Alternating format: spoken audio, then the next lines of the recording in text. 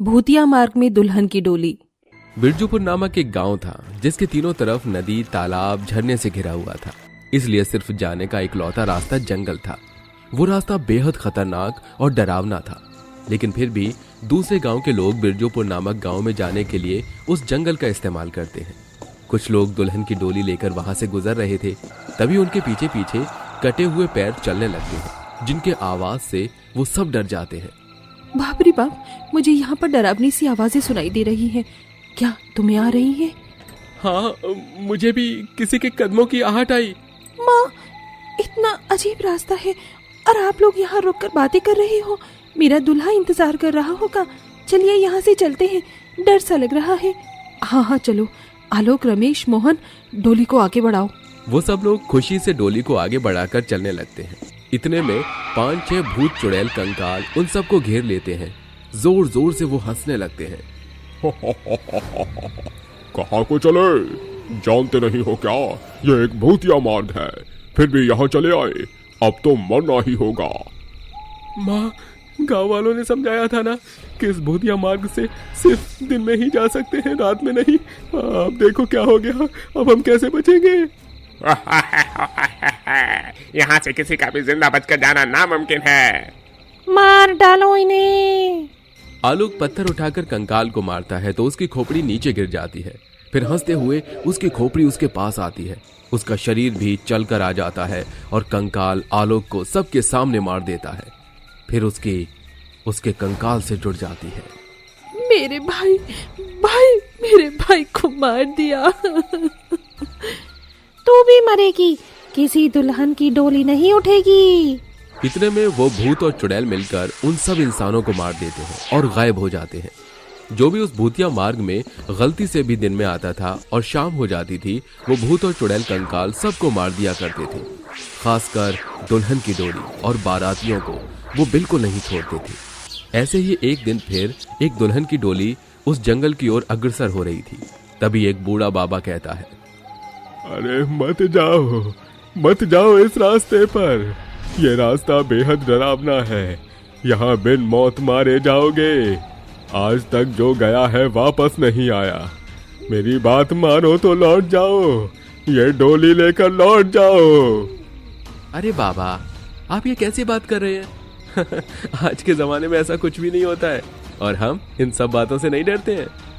अरे मत जाओ, वरना वो तुम्हें मार डालेंगे। इस दुल्हन की डोली कभी नहीं उठ पाएगी। दुल्हन के घर वाले उस बूढ़े बाबा की बात को नजरअंदाज करके उस जंगल से निकलकर भूतिया मार्ग पर आ जाते हैं और उनके साथ ही वही होता है जो पिछली डोली के साथ हुआ था। वो भूत चुड़ैल बेरहमी से सबको मार देते हैं। फिर उनकी लाश गायब हो जाती है। जो भी वहां आता उसके साथ यही होता है। ये सिलसिला काफी समय तक जारी रहता है। पर आखिर क्यों हो रहा था, कैसे हो रहा था, लोग मर क्यों रहे थे और वो बूढ़ा बाबा मना क्यों कर रहा था, इन सब बातों को जानने के लिए कहानी में आगे बढ़ते हैं। एक दिन एक ज्ञानी पंडित उस रास्ते से गुजरता है जो भूतिया मार्ग में उसके पीछे कटे हुए पैर आने लगते हैं। फिर सामने से दुल्हन चुड़ैल आ जाती है। मेरी मंगीतर से मेरी शादी कब होगी? मेरी मंगीतर से मेरी शादी कब होगी? ज्ञानी पंडित बेहद चालाकी से जवाब देते हुए कहता है, तेरे मंगेतर को ही लेने जा रहा हूँ। चिंता मत कर, मैं तेरी शादी करवा दूंगा। अब जाने दे। वो कटे हुए पैर पीछे हो जाते हैं। पंडित थोड़ी और आगे जाता है तो उसे चुड़ैल और एक बड़ा कंकाल मिलते हैं।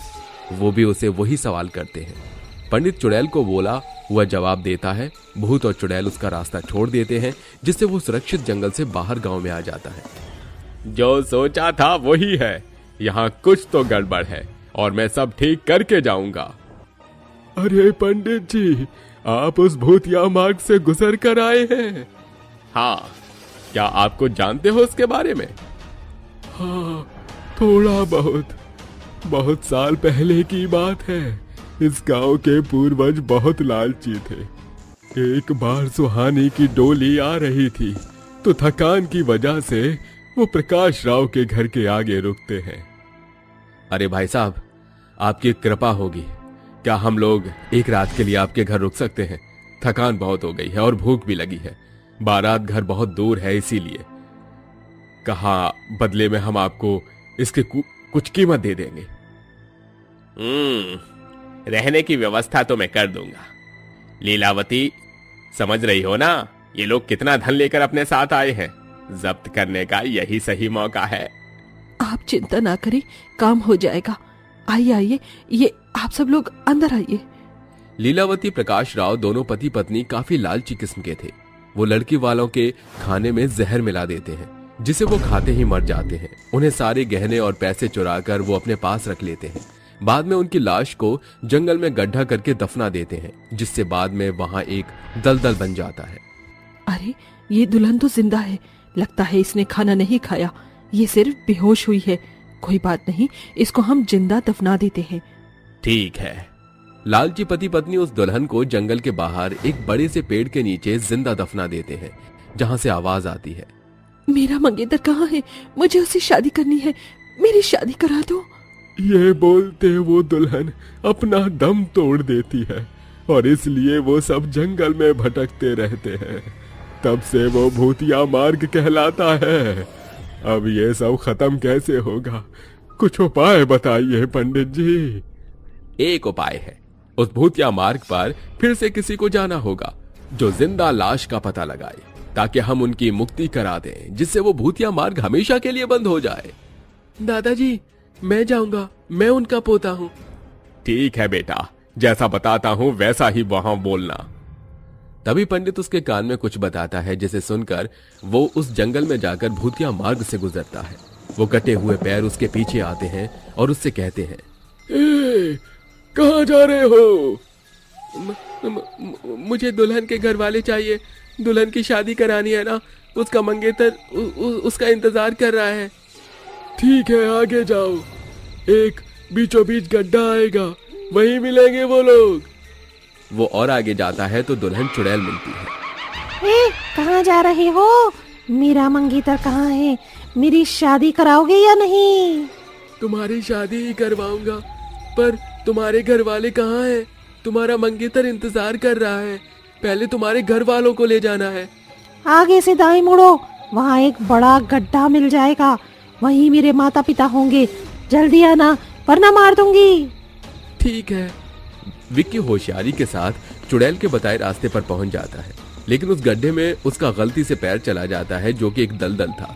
वो उसमें अंदर धंस रहा था।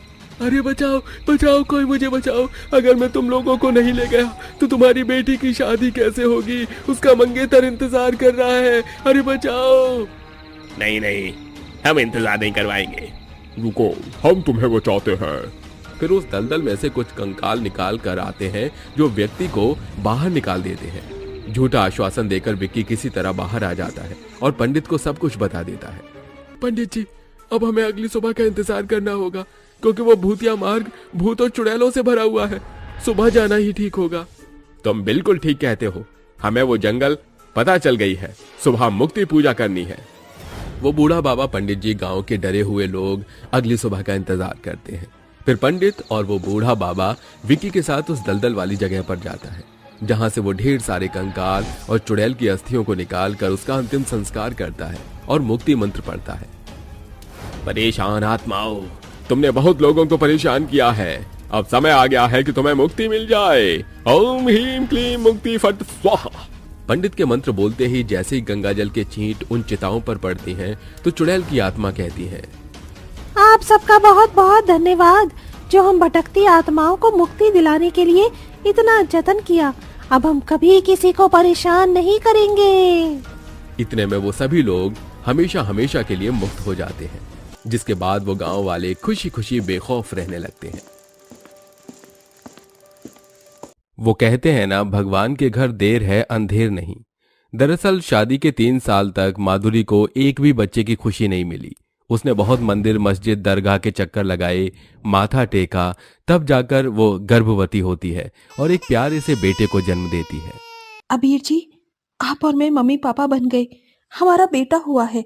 सच में आज मैं बहुत खुश हूँ। माधुरी, तुमने मुझे बहुत बड़ी खुशी दी है। घर वाले भी खुश हो जाएंगे और माँ अब तुम्हें बांझ का ताना भी नहीं देगी। जी बिल्कुल।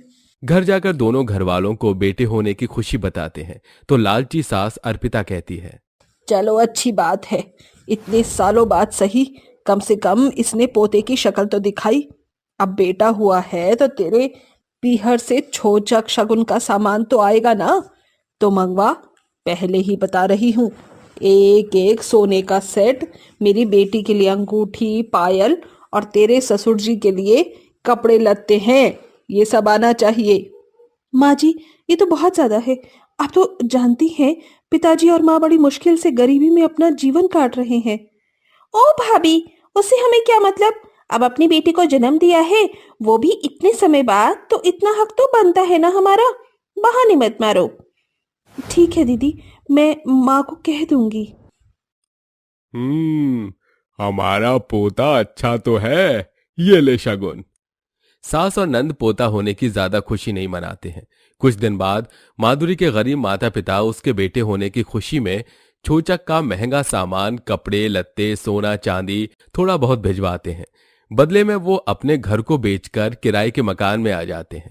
इन सब से भी लालची ससुराल वालों का पेट नहीं भरता, तो एक दिन वो माधुरी के पास आते हैं, जहां वो बालकनी में टहलाते टहलाते अपने बेटे को सुला रही थी। अरे अरे मेरा राजा बेटा, मेरा मुन्ना आज 6 महीने का हो गया है।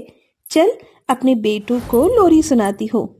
चंदनिया छुप जाना रे, क्षण भर को लुक जाना रे, मुन्ना मेरा सो जाए,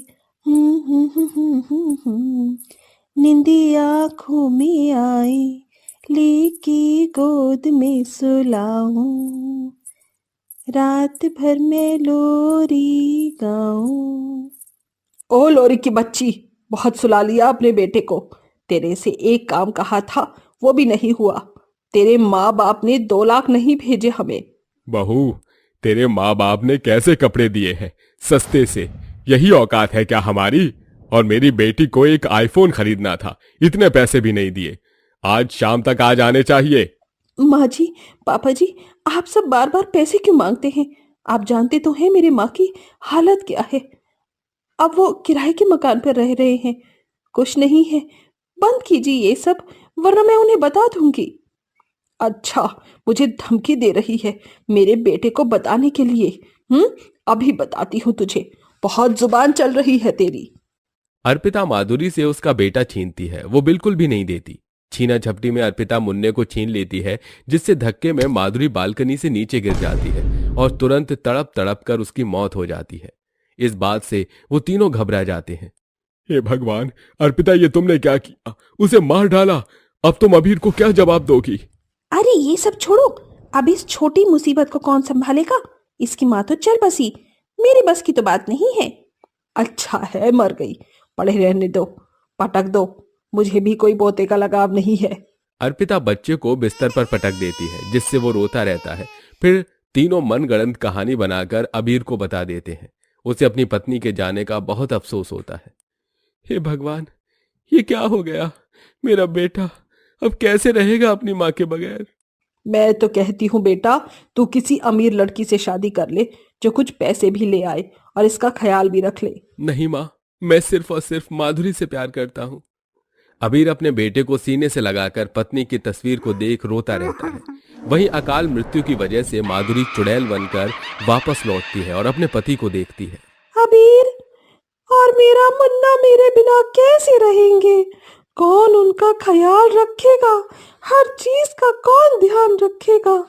माँ जी ने मेरे साथ जो किया है मैं भूलूंगी नहीं। अबीर को झूठ बताया सब। फिलहाल तो अबीर अपने बेटे को दूध पिलाकर सुला देता है, लेकिन जब वो काम पर जाता है तो उसके पीछे उसके माता पिता मुन्ना का बिल्कुल ख्याल नहीं रखते थे। वो रोता रहता था, उसे दूध भी नहीं पिलाते थे। अरे ओ बच्चों की बुआ, जरा एक बार मुन्ना को देख ले। मैं क्यों देखूं? रोता है तो रोता रहे, रो रो के मर जाएगा तो अच्छा ही होगा। क्यों ना मैं इसे धूप में लिटा देती हूँ। ये अच्छा है, उस मनहूस का बच्चा उसी के पास पहुंच जाएगा। अनु मुन्ने को तपती धूप में जमीन पर छोड़ देती है, जिससे बच्चे के हाथ पैर जलने लगते हैं। ये सब चुड़ैल माँ सब सुन रही थी, अपने बच्चे को देखकर रोई जा रही थी। हाय मेरा मुन्ना, ये लोग कितने निर्दयी कैसे हो सकते हैं? कि नन्ही सी जान के साथ ऐसा कर रहे हैं। मेरा बच्चा कितना जल रहा होगा। चुड़ैल माँ बार बार अपने बच्चों को उठाने की कोशिश करती है पर नाकाम हो जाती है। हे भगवान, मैं मुन्ने को छू नहीं पा रही, उठा नहीं पा रही। भगवान कुछ करो, एक माँ की परीक्षा मत लो, ऐसा मत करो भगवान, मेरा आपसे विश्वास उठ जाएगा। मेरा बच्चा लाल हो गया। चुड़ैल का रो रो कर बुरा हाल हो गया था। इतने में उस पर एक चमकती हुई रोशनी पड़ती है। मैं तुम्हें कुछ शक्ति प्रदान कर रहा हूं जिससे तुम अपने बच्चे को संभाल पाओगी। चुड़ैल माँ शक्तियां प्राप्त करते ही अपने मुन्ने को गले से लगा लेती है। मेरा बेटा, मेरा मुन्ना, इसकी पूरी पीठ जल गई। इन जानवर जैसे लोगों को मैं नहीं छोड़ूंगी। कितनी देर से भूखा होगा मेरा बच्चा। चुड़ैल अपने बच्चों को दूध पिलाकर सीने से लगाकर लोरी सुनाती है। लोरी लोरी लोरी, चंदनिया छुप जाना रे, क्षण भर को लुक जाना रे, मुन्ना मेरा सो जाए। चुड़ैल माँ की लोरी उन तीनों को सुनाई देती है। अरे, ये लोरी कौन गा रहा है? कहाँ से आ रही है आवाज? ये लोरी तो वो माधुरी गाया करती थी। वो तीनों पूरे घर में माधुरी को ढूंढते हैं पर वो कहीं नहीं मिलती। फिर वो अपने बच्चे को गोद में लिए उनके सामने आती है। किसे ढूंढ रहे हो? मुझे। तुमने मेरे साथ जो किया है वो तो मैं एक बार को भूल जाती, लेकिन मेरे मुन्ना के साथ जो किया है उसका हर जाना तुम तीनों को भुगतना होगा। मार डालूंगी मैं तुम तीनों को। चुड़ैल चुड़ैल आ गई। चुड़ैल, नहीं, हमें कुछ मत करना। लोरी लोरी लोरी, चंदनिया छुप जाना रे, तुमने आकर मेरे मुन्ने को जगा दिया। अब तुम्हें मरना ही होगा। लालची लोगों को इस दुनिया में रहने का कोई हक नहीं है। चुड़ैल के मुंह से खून निकल रहा था। वो जैसे ही अपना मुंह खोलती है उसके मुंह से 3 सांप निकलते हैं जो कि एक एक करके उन तीनों को डस लेते हैं और वो वहीं मर जाते हैं। जमीन में दरार आते ही दफन हो जाते हैं। शाम को अबीर ऑफिस से आ जाता है। वो घर में सबको ढूंढता है, कोई नहीं दिखता। तो उसका बेटा पालने में रो रहा था जिसे वो गोद में उठा लेता है। मुन्ना, माँ, बाबूजी और अनु कहाँ हैं? उन्होंने मेरे बेटे को अकेला छोड़ दिया। बस बेटा, मैं तेरे साथ खेल नहीं पाता। मैं तुझे बाहर ले चलता हूँ। आज तेरी माँ की बहुत याद आ रही है। मैं आपके पास ही हूँ अभी, लेकिन आप मुझे देख नहीं सकते। अबीर अपने बेटे को वॉकर में लेटाकर पार्क की ओर ले जाता है। वो माधुरी के गम में इतना डूबा था कि सामने से आता ट्रक भी उसे नहीं दिखता। इतने में शिप्रा नाम की लड़की बच्चे को गोद में लेकर अबीर को साइड कर देती है। शुक्र है ये बच्चा ठीक है। अरे, आप कैसे पिता हैं? आपको ना अपना होश है ना इस बच्चे का।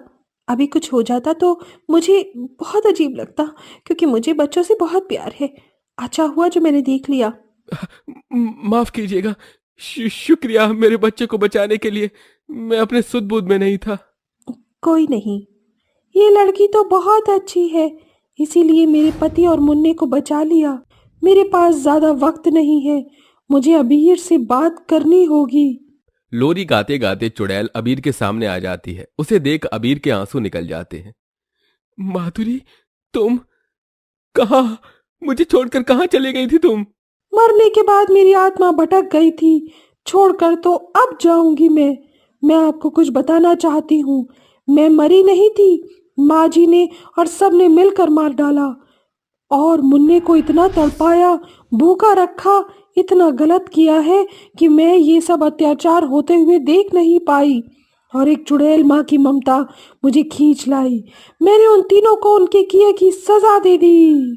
क्या ये सब मेरे माँ बाबूजी कैसे कर सकते हैं? सुनो, तुम्हारा नाम नहीं पता, पर तुमने जिस तरह से मेरे पति और बच्चे की जान बचाई है, उससे लगता है तुम मेरे मुन्ना का ख्याल रखोगी। क्या तुम मेरे पति से शादी करोगी? मना मत करना, एक एहसान कर दो। ठीक है, मैं तैयार हूँ। ये सुनकर चुड़ैल माँ की आत्मा को संतुष्टि मिलती है। चुड़ैल माधुरी शिप्रा की अबीर से शादी करवाकर हमेशा के लिए चली जाती है। इस तरह आप देख सकते हैं एक चुड़ैल माँ की ममता अपने बच्चों के लिए क्या क्या कर गुजरती है।